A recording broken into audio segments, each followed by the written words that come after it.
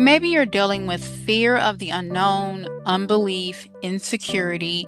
You might be even asking, can God really use me? Will I be successful in this new direction? If you've been hesitating to follow where God is leading you, you'll want to listen in.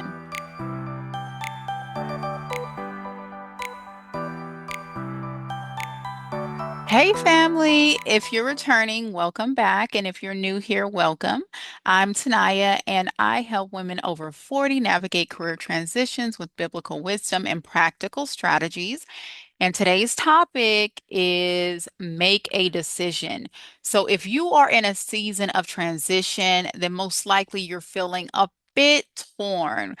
And maybe you're feeling like you want to go back to your past, to what's familiar, but then you also want to embrace the future. You want to embrace what God has for you.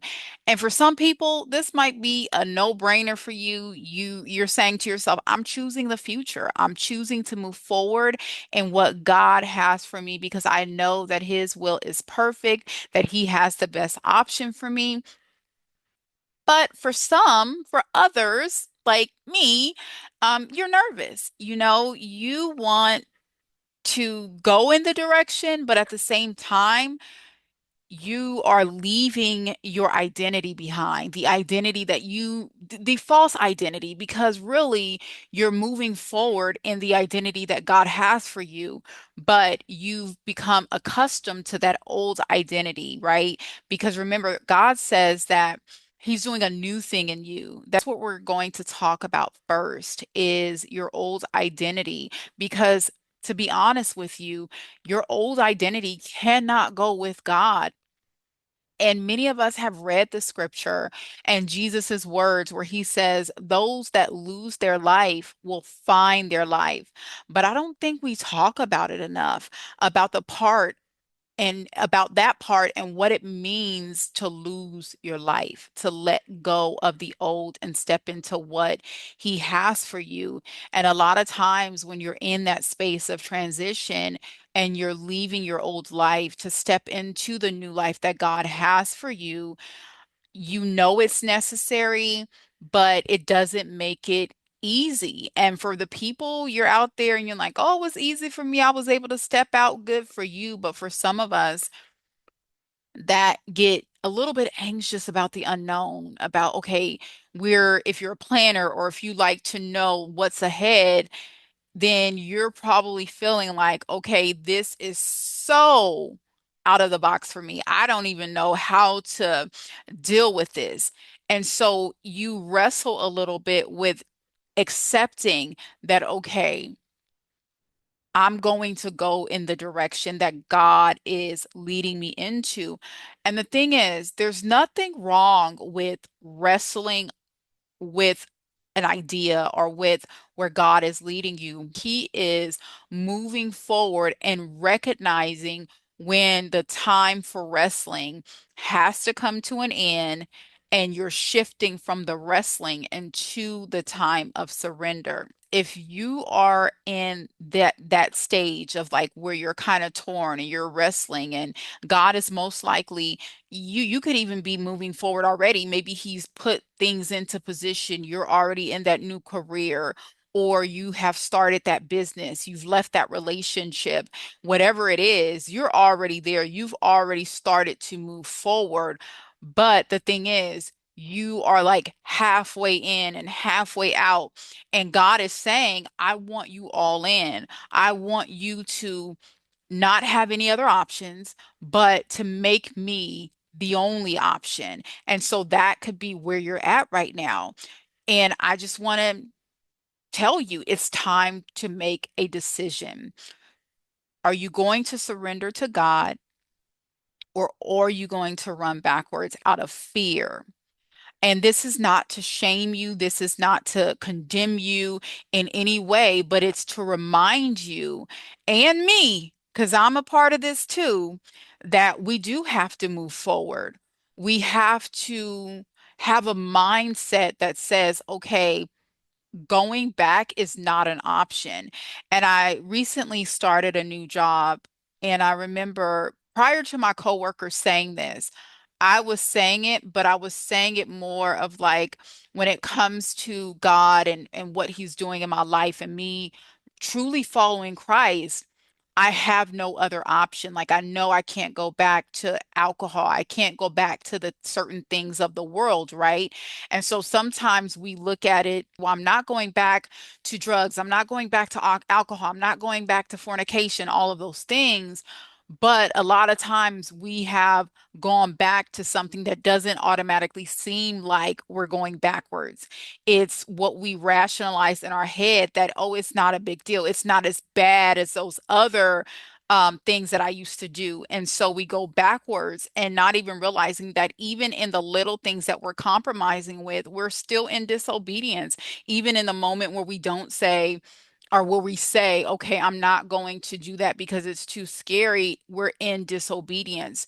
And so I remember I kept saying, I don't have any other choice. I would think about John 6, verse, I think it was 66 through 69. I'm not too sure, but it was in John 6, and and I mention this all the time, but where Peter was talking to Jesus and he said, where will we go? We have no other hope, right? We have come to realize that you have the words of eternal life. And so I would tell myself, I don't have any other option. I have no other choice. And I remember recently I was talking to a coworker and she had just started with me and we're navigating these growing pains. And I'm like, we're going to get this. It's going to make sense. And she would say, and she said it a few times, we have no choice. And I would laugh with her and I'm like, you're right, we have no choice. At this point, we have to get it. But we do. We do. We all have a choice. And so I wanted to bring that up to you because that was the language that I use. And I would always say, like, I have no choice. But in reality, we do have a choice. You have a choice. I have a choice. But keep in mind that that choice determines the outcome of your life. That choice determines the outcome of my life. I want to read to you Deuteronomy 30 verses 15 through 20. Now, Deuteronomy is a book of preparation to me. And it's when Moses was speaking to the people on what was expected of them once they got into the promised land. And so in Deuteronomy 15, or excuse me, Deuteronomy 30, 15 through 20, he's talking about that choice. So I'm going to read it to you. And this is from the Amplified version of the Bible. Listen closely. I have set before you today life and prosperity and death and adversity, in that I command you today to love the Lord your God, to walk, that is, to live each and every day in his ways, and to keep his commandments and his statutes and his judgments, so that you will live and multiply, and that the Lord your God will bless you in the land which you are entering to possess. But if your heart turns away and you will not hear and obey, but are drawn away and worship other gods and serve them, I declare to you today that you will certainly perish. You will not live long in the land which you crossed the Jordan to enter and possess. I call heaven and earth as witnesses against you today that I have set before you life and death, the blessing and the curse.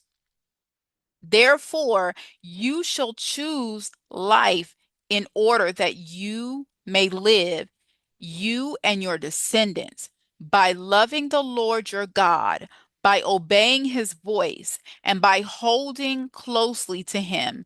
For he is your life and the length of your days, that you may live in the land which the Lord promised to give to your fathers, to Abraham, Isaac, and Jacob. So I want to ask you a question. After hearing that, What choice do you have before you? What is God asking you to choose between? And if you don't know, you can ask Him. You can pray and ask the Lord, okay, what choice, like where is it in this journey or in this season where I'm not choosing a side, where I'm going between two opinions, between two ways. I want this, but then I want that. And so you cannot stay in limbo forever. And when I say you, I'm speaking to myself as well, because there are decisions that I have made, but then it's like I'll shrink back to go to something else because it is something that is familiar to me. There's times that, you'll make a decision to follow God, and then you find yourself thinking about something in the past or someone in the past or an opportunity in the past, and then you're in a place where you're stuck because you keep thinking about that instead of moving forward. And so there has to be this decision that you make, that no matter the cost, I'm choosing to move forward. And so if you find yourself feeling like there's that tug of war, there's that pull on you to go backwards instead of forwards, it's about asking God, okay, well, asking yourself first, do I trust God? Because the thing is, you have to trust God in order to be able to go forward. And if you are not going forward with him, then there could be an area within you where you don't fully trust that his plan is good for you. You might not truly trust that he has plans to prosper you, to give you hope in a future, that even in the suffering, even in the challenges, even in the trials, even in the tribulations, whatever it is that will happen wherever you're going, that he will see you through it no matter what. And so that those are questions that you want to ask him and ask of yourself, because we can say that, oh yes, I do trust God, but does your actions align with what you're speaking? Are you actually speaking in a way that is contradicting what your actions are doing, right?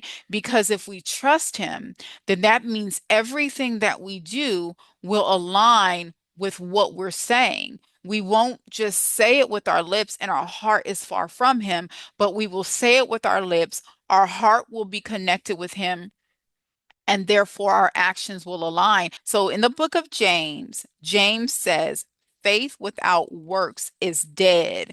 And he said he would show his faith by his works.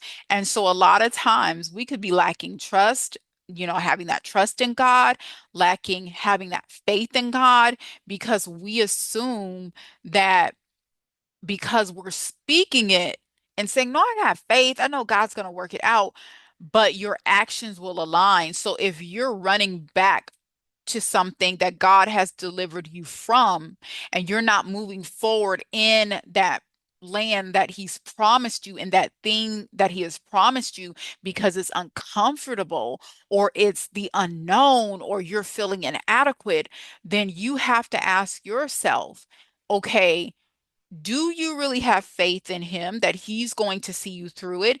And do you really trust him? And I think that if you ask yourself those questions and you take an honest inventory of where you're at and where he's calling you to go, and then looking at that, doing that gap analysis and saying, okay, how can I make these adjustments, or what adjustments do I need to make in order to get from here to there? In order to say, okay, I am making a choice that today I'm going to choose life. Because for many of you, he's delivered you out of situations that were unhealthy and toxic and just keeping you stuck in a place where he wanted to bring further growth and he wanted to allow you to flourish in your gift and your creativity and what he's called you to. And sometimes we stay beyond a season because we're not truly believing that, okay, God can do something with this. The broken me, God can heal me. God can deliver me. God can still use me. God can bring me out on the other side. And so, as I conclude, I just want to encourage you to start to really get with God and make a decision. Will you choose life? Will you choose the life that He has for you? Even though I don't know what's ahead, I trust that He will be with me wherever I go. And if I look back over my life and I reflect on everything that He's brought me through, I know that whatever I face ahead, even though it's the unknown, He's going to bring me through that as well. So that is all I have for you today. I know that was heavy and it's a lot to think about, but it is something that has to be done in order for you to step into what God has for you to step into. And so, don't forget to like and subscribe and set your bell notifications so you know when I am on here and I post. God bless.